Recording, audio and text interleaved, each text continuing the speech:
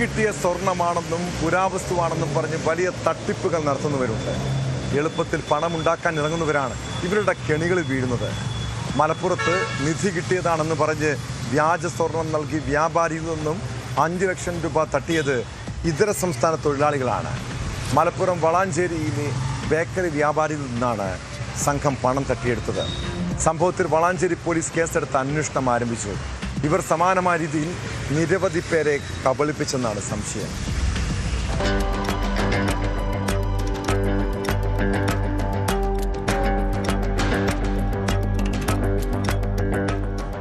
വളാഞ്ചേരിയിലെ Baker വ്യാപാരിയിൽ നിന്ന് 3 ഇതര സംസ്ഥാന തൊഴിലാളികൾ ചേർന്ന് വ്യാജ സ്വർണം നൽകി 5 ലക്ഷം രൂപ തട്ടിയെടുത്തതായാണ് പരാതി.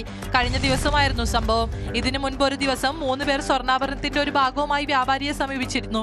തങ്ങൾക്ക് നിധി കിട്ടിയതാണെന്നും 1 കിലോയോളം സ്വർണമുണ്ടെന്നും ഇവർ അവകാശപ്പെട്ടു. ഈ ചെറിയ ഭാഗം പരിശോധിച്ചപ്പോൾ യഥാർത്ഥ സ്വർണമാണെന്ന് തെളിഞ്ഞതോടെ മുഴുവൻ സ്വർണവുമായി വന്നാൽ പണം നൽകാമെന്ന് വ്യാപാരി സമ്മതിച്ചു.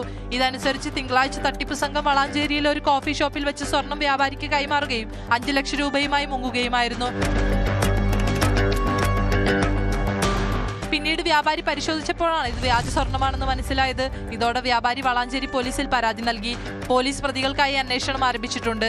മറ്റൊരാളെ കബളിപ്പിച്ച് പണം തട്ടിയെടുത്തതിന് 7 വർഷം വരെ തടവ് ശിക്ഷ ലഭിക്കാവുന്ന കുറ്റമാണ് പ്രതികൾക്കെതിരെ ചുമത്തിയിട്ടുള്ളത്.